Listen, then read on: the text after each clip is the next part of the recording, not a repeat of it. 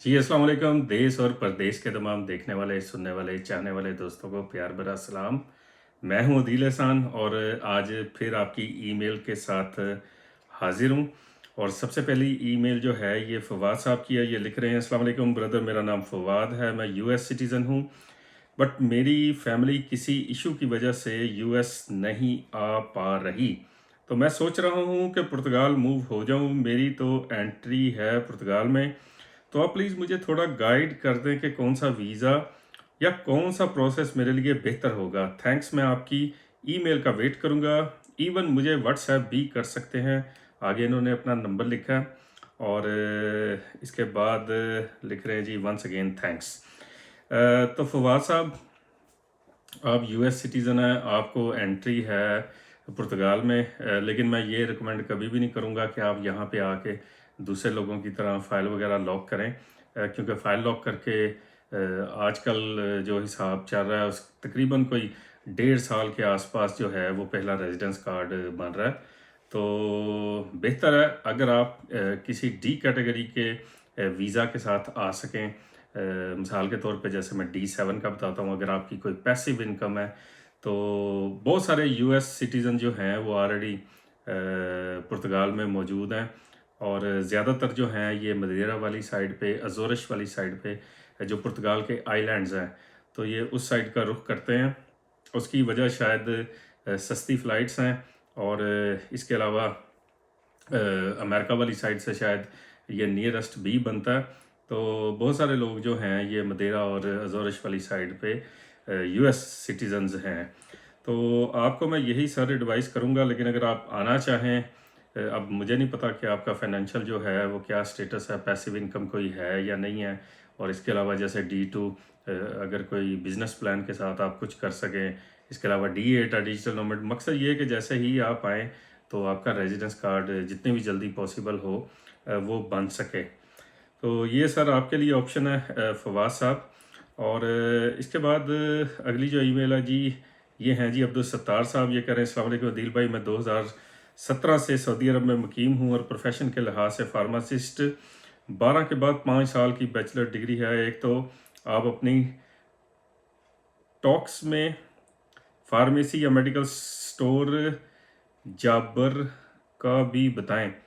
अच्छा, ये मेरी टॉक्स असल में इन्होंने उर्दू में लिखा तो थोड़ा सा पढ़ने में दुश्वारी ये हो रही थी। ये कन्वर्सेशन की बात कर रहे हैं। जॉब्स का भी बताएं। यहाँ पे जॉबर लिखा आया सर, मुझे समझ नहीं आ रही थी। और दूसरा, मुझे गाइड करें, मैं भी पुर्तगाल के लिए अप्लाई करना चाहता हूँ फैमिली के साथ। हम दोनों का प्रोफेशन एक ही है, कौन सा ऑप्शन हमें सूट करेगा। तो देखें, पुर्तगाल आने के लिए मैं हमेशा, ये पिछली भी वीडियो में तकरीबन 90% जो थी वो ईमेल्स वीज़ा के रिलेटेड थी। तो मैं सबको ये कहता हूँ कि देखें, आपकी कोई भी शेंगन वीज़ा लेके जो है आज तक की डेट में जो पुर्तगाल का कानून है, कोई भी शेंगन वीज़ा अगर आप लेके आएँ तो आप इमिग्रेशन के लिए अप्लाई कर सकते हैं और हर उस कंट्री का वीज़ा अप्लाई कर सकते हैं, या वीज़ा मिलने के चांसेस ज़्यादा हैं जहाँ से आपको इनविटेशन लेटर या स्पॉन्सरशिप लेटर आ सके। तो इसलिए जनाब, मैं आपको भी यही कहूँगा। और देखें, प्रोफेशन के लिहाज से तो फिर यही होता है कि आप जॉब ढूंढें। जब आप अपने प्रोफेशन की बात करेंगे, प्रोफेशन के साथ अगर अपना एक्सपीरियंस बताएंगे, तो फिर मैं आपसे यही कहूँगा कि अगर आप अपने प्रोफेशन को या अपनी एजुकेशन को या अपने कैरियर को, जो भी आप प्रेजेंटली कर रहे हैं, तो फिर आप पहले जॉब ढूंढें। अगर आप जॉब ढूंढने में कामयाब होते हैं तो उस जॉब की बेस पे भी आपको वीज़ा मिल सकता है। लास्ट वीडियो में भी बताया, अब भी आपको कहूँगा कि जो छोटे छोटे यूरोपियन ये कंट्रीज़ हैं, जिसमें जैसे लटविया हो गया, लिथुआनिया हो गया, और इसके अलावा कई दूसरे जो ममालिक हैं, जैसे अब ये क्रोएशिया ताज़ा तरीन शामिल हुआ है। तो इस तरह के ममालिक में अगर आप विद जॉब आ सकें तो ये ज़्यादा बेहतर है, क्योंकि जो भी बाहर से भी, जैसे ये अमेरिका वाले फवाद साहब पूछ रहे थे, तो आपको भी यही कहूँगा कि अगर आप जॉब के साथ आएंगे तो आते ही आपको रेजिडेंस कार्ड मिल जाता है, वो चाहे पुर्तगाल है या कोई भी दूसरा मुल्क हो। तो ये सर आपके लिए है कि स्पॉन्सरशिप लेटर अरेंज करें या फिर जॉब अरेंज करें। अदरवाइज़ शेंगन वीज़ा जैसे भी आपको मिले वो लेके आ जाएं। आगे जो हैं पुर्तगाल के, थोड़ा सा जॉब के हवाले से भी बताऊंगा। कोई इतने अच्छे हालात सुनने में नहीं मिल रहे, और जिससे भी बात करें हर बंदा यही कहता है कि जी अब वो पहले वाली बात नहीं रही, बहुत ज़्यादा लोग आ चुके हैं और काम काज के जो हैं वो इतने ज़्यादा मौक़े जो हैं वो मुयस्सर नहीं हैं जितने पहले होते थे। और अगली ईमेल है जी फ़रीद साहब की। फ़रीद साहब लिख रहे हैं, dear sir my name is Farid, पूरा नाम नहीं ले रहा इनका। I am from Pakistan Sindh Hyderabad. As watching of your motivational video about Portugal, I decided to contact for more details, more detailed information about Portugal for shifting to Portugal. So please guide me that which visa suitable for me with family, either without family. In my family dependent is two, only wife and 10 years old daughter. About me, I am civil engineer, work based in आगे उन्होंने country का लिखा, with family since 10 years to working experience in construction field 17 years, और date of birth लिखी है B degree from अपनी university का नाम भी इन्होंने लिखा है। चीज़ें मैं अक्सर कोशिश करता हूँ कि हाइड रहे ताकि आपकी थोड़ी सी प्राइवेसी की रिस्पेक्ट की जाए। तो देखें आपके लिए सर सेम ये जो अभी पिछली ईमेल के बारे में एक्सप्लेन किया है कि जी आप जो हैं वीज़ा रिलेटेड देखें जितनी भी ईमेल्स आती हैं तो सबके लिए एक ही जवाब होता है, अगर आपको कहीं से स्पॉन्सरशिप लेटर आ सके तो ये बेहतर है, अगर आपको इनविटेशन लेटर आ सके ये बेहतर है, अगर आपको कोई जॉब ऑफर लेटर आए तो फिर तो क्या ही बात है। अगली ईमेल है जी इरफान साहब की। ये लिखते हैं, सलाम जनाब, I am UK resident and got UK passport, how can I move to Portugal to get residency card, do I need to stay in Portugal, plus how can I bring my family over to Portugal from Pakistan, please advice, thanks। Irfan साहब ये जो UK में रहने वाले British passport holder हैं, ये Brexit से पहले बहुत सारे लोग उधर जाके रजिस्टर्ड हुए थे और उन्हें ख्वाब ये दिखाया गया था कि यहाँ पे फैमिली लाना जो है ये दुनिया का आसान तरीन काम है, तो ये हरगिज़ ऐसा नहीं है। और जैसे मैं हमेशा कहता हूँ कि पुर्तगीज़ी एम्बेसी जो हमने देखा है, बाज़ दफ़ा एलिजिबल जो लोग हमें नज़र आते हैं बज़ाहिर उनको भी वीज़ा नहीं दिया जाता, तो ये इतना आसान काम नहीं है। दूसरा, अब जो सिचुएशन है आपके लिए यूके वालों के लिए 4-5 ऑप्शंस अवेलेबल हैं। इस पे एक अलग मैंने वीडियो भी बनाई हुई है यूट्यूब के पेज देश और प्रदेश पर, तो जिसका टाइटल ये है कि यूके वालों के पास अब कौन सी ऑप्शन है। तो थोड़ा सा एक्सप्लेन कर देता हूँ आपके लिए। अब जो है ये D2 वीज़ा बिज़नेस प्लान जिसमें हो सकता है, इसके अलावा आर्टिकल 88 है, आर्टिकल 89 है, D7 है, पैसिव इनकम अगर आपके पास है जिसमें आपने ये दिखाना है कि जी तकरीबन मोर और लेस आप कह लें कि 10,000 यूरो जो है अगर आपकी एनुअल इनकम है, किसी भी प्रॉपर्टी का अगर आपको रेंट आ रहा है, अगर आपकी पेंशन आ रही है या कोई भी स्टेबल इनकम अगर आपको आ रही है तो आप D7 वीज़ा यूके से भी अप्लाई कर सकते हैं। और इसके अलावा जॉब सीकर वीज़ा भी ट्राई किया जा सकता है। और इन सब ये जो मैं आपको बता रहा हूँ यहाँ से जो डी कैटेगरी या जॉब सीकर या D7 या D8 या D2, इसका फ़ायदा यही होता है कि जाते ही आपको रेजिडेंस कार्ड मिल जाता है। और जैसे आपने ये फैमिली की बात की है तो ये उसके लिए बेहतर है। अब आपके पास भले ब्रिटिश पासपोर्ट है लेकिन ब्रेग्जिट के बाद इसकी वो वाली वर्थ नहीं रही जो ब्रेग्जिट से पहले थी, अदरवाइज़ आप स्ट्रेट अवे अपना रेजिडेंस कार्ड लेके तो अपना प्रोसेस कर सकते थे। लेकिन ये याद रखिए जितने भी ऐसे लोग हैं जिन्होंने पहले भी कार्ड लिए हैं तो आपके पास लाजमी आपकी एनुअल इनकम भी होनी चाहिए।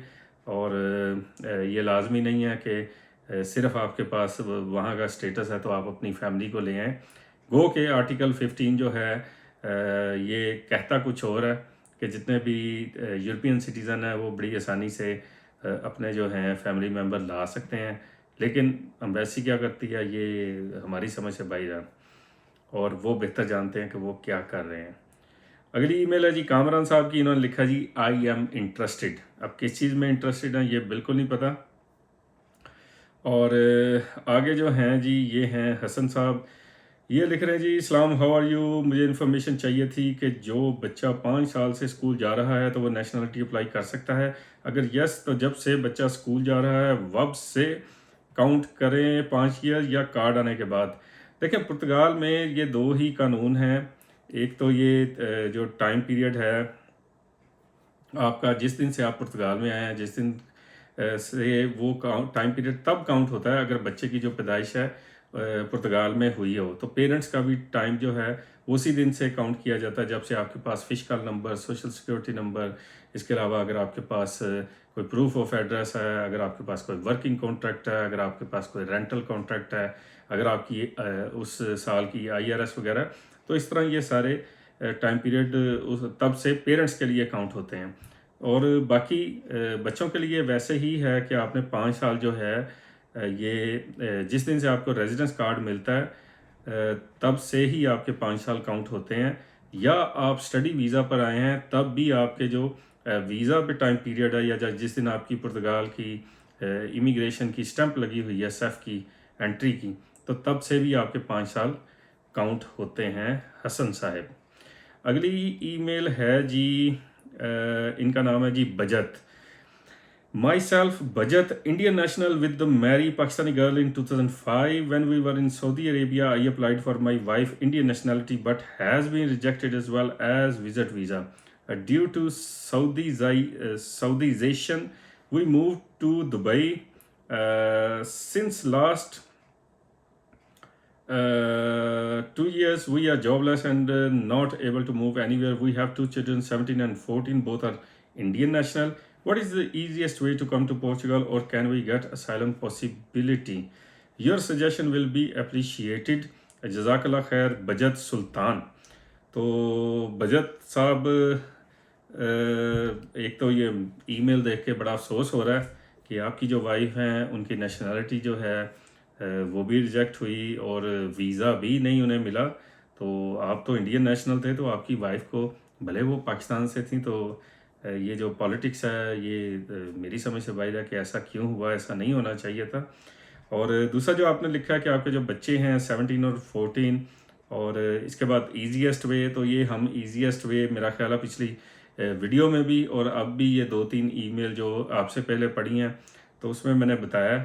और ये जो आखिरी आपने लिखा है असाइलम, तो अगर आपके पास असाइलम की कोई रीज़न हो वैलिड तो बिल्कुल आप करें, अदरवाइज़ मैं कभी भी रिकमेंड नहीं करता असाइलम करने को। उसकी वजह ये है कि पुर्तगाल के कानून के हिसाब से आप आर्टिकल 88 या 89 में बड़ी आसानी से पेपर ले सकते हैं। तो असाइलम जब मिलती है आपको पता है उस पर फिर कुछ रिस्ट्रिक्शंस भी होती हैं, और कुछ ये भी होता है कि आपने बताना होता है कि असाइलम लेने की रीज़न क्या है।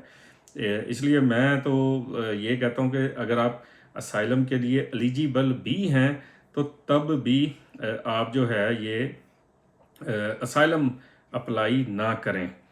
तो इसके बाद अगली और आखिरी ईमेल है जी आशिर साहब की। इनका भी पूरा नाम नहीं ले रहा, और ये आखिरी ईमेल जो है ये भी अभी 18 अगस्त की ईमेल्स मैं पढ़ रहा हूँ। मज़ीद भी होंगी डेफिनेटली, बल्कि मैं चेक करके आपको बता ही देता हूँ। तो हाँ जी, इसके बाद भी अगली ईमेल भी 18 की ही है। और अब मैं पढ़ रहा हूँ आशिर साहब की। आशिर साहब ने लिखा जी, हाय अदील भाई, I hope this email find you in good health. First of all, thanks for all the community work you are doing. My name is Ashir and I am seeking some expert opinion on my case as I am wondering to pursue of Portugal residency. Let me explain my case. I'm working in IT industry 9 years now and have started my own company in 2020 which is registered in Pakistan. I have 2 kids, one 9 years and 6 month old. I am actively working with the US based customers that send wire payments to Pakistan and also through PayPal. So I can easily land the same money in Portugal once I get the bank account and PayPal there. Questions: as I'll be applying for Article 89, so should I bring along my family, my and 2 kids? My wife शायद इन्होंने लिखना था। तो sir देखें, अगर तो आपको आसानी से वीज़ा मिल सकता है तो बिल्कुल, जैसे ये आपने लिखा कि आर्टिकल 89 में जाते तो बिल्कुल अगर वीज़ा मिलता तो सारे आके कर सकते हैं, अगर आपको वापस जाने में कोई जल्दी नहीं है। Does it help to get TRC quickly if you are in Article 89 for IT company and have continuous substantial income? देखें सर, 89 में तो कोई जल्दी नहीं है, फाइल आपकी लॉक होगी और उसके बाद आपको ईमेल का इंतज़ार करना पड़ेगा। हाँ, अगर आप किसी दूसरी कंपनी के लिए काम करते हैं और आपकी सैलरी जो है वो तकरीबन 1850 यूरो से ज़्यादा है, तो फिर आप आर्टिकल 90 में अप्लाई कर सकते हैं। और इसके लिए जैसे ही ये अपॉइंटमेंट्स अवेलेबल हों सेफ की तरफ से, तो आप कॉल करके अपॉइंटमेंट बुक करें। और ये बहुत जल्दी, यानी आपको ईमेल वो ईमेल का इंतज़ार नहीं करना पड़ेगा या फाइल लॉक करके आप बैठे रहें। इसके बाद आगे आपने लिखा है, if I don't bring my family then how easy it will be for my wife to get the visa once I get my TRC। I can sponsor her based on my Pakistani based bank account and company. देखें, अगर आपको TRC मिल जाती है और बिल्कुल आप sponsor कर सकते हैं, और ये लाजमी नहीं है कि आपने सिर्फ पाकिस्तानी बेस्ड बैंक अकाउंट या कंपनी की बेस पे करना है। आप अपनी बेस पे भी कर सकते हैं। जब आपके पास TRC आ जाएगी, ज़ाहिर है आपके पास इनकम भी होगी। तो ये कोई इतना मुश्किल प्रोसेस नहीं है पुर्तगाल से। अपने जो क्लोज़ फैमिली मेम्बर्स हैं उनको लाना, अगर आप वाकई में पुर्तगाल रह भी रहे हों और काम भी कर रहे हों। इसके बाद आगे है जी, once I get my TRC how easy is it to call my parents and brother in Portugal. देखें, पेरेंट्स को तो आप ला सकते हैं आसानी से। ब्रदर जो है, अगर तो वो डिपेंडेंट हों तो फिर ये पॉसिबल है, अदरवाइज़ ये इतना आसान नहीं है। तो मैं अक्सर लोगों को कहता हूँ कि अगर आप किसी बहन भाई को या किसी रिलेटिव को या किसी फ्रेंड को बुलाना चाहते हैं तो स्पॉन्सरशिप लेटर भेज के, जिसे पुर्तगेज़ी में तरमो दी रिस्पॉन्सिबिलिदाद कहा जाता है, वो आप भेज के ट्राई ज़रूर कर सकते हैं। वीज़ा मिलना ना मिलना ये आपकी किस्मत है। आगे है जी, after getting TRC for how long I can stay out of Europe and even Portugal. तो पुर्तगाल में सर, अगर आप लगातार मुल्क से बाहर रहते हैं तो मैक्सिमम जो है वो टाइम 6 मंथ है। और अगर आप मल्टीपल विज़िट करते हैं तो ये 8 महीने बनते हैं, 240 दिन, यानी 180 दिन। अगर एक आपका लंबा स्टे है तो 180 दिन से ज़्यादा नहीं रुकना आपने। और अगर आप बार बार आ जा रहे हैं तो ये कुल मिला के 240 दिन बनते हैं। If this is relevant to you then answer, otherwise doesn't matter how lucrative software design and development industry in Portugal. Do they outsource work in Portugal? देखें जी, ये बहुत मेरा तो ख्याल है इस टाइम अगर पुर्तगाल में या शायद सारी दुनिया में जो काम छाया हुआ है तो ये सॉफ्टवेयर और IT बहुत ज़्यादा हमने देखा है। लोग जो हैं, इवन कोई बाहर से या यहाँ पे आते हैं, घर से बैठ के भी काम कर रहे हैं, एज ए फ्रीलांसर भी कर रहे हैं और लोकल कंपनीज़ के साथ भी कर रहे हैं। तो ये आपकी फील्ड में बड़ा स्कोप है sir. Do they outsource? Yes they do. I really appreciate your time and effort you are putting in, looking forward to hearing from you sir. तो नो प्रॉब्लम जनाब, आपको जवाब दे दिया है। और मुझे ऐसा लगता है कि इस ईमेल का यही मैसेज, यही पोस्ट हमारे ग्रुप पाकिस्तानीज़ इन पुर्तगाल में भी की गई थी और मुझे ऐसा लगता है कि मैंने वहाँ पे भी जवाब दिया। तो ये मुझे मिलता जुलता वो लग रहा था, बिल्कुल सेम वही। मुझे ऐसा लगता है मैं ग्रुप में भी इस ईमेल का या इस पोस्ट का जवाब दे चुका हूँ। तो बहरहाल ये थी आज की आखिरी ईमेल। इंशाल्लाह आपके साथ फिर राब्ता रहेगा इसी तरह। आप सब अपना ख्याल रखिएगा और दुआ में याद रखिएगा। अल्लाह हाफिज़।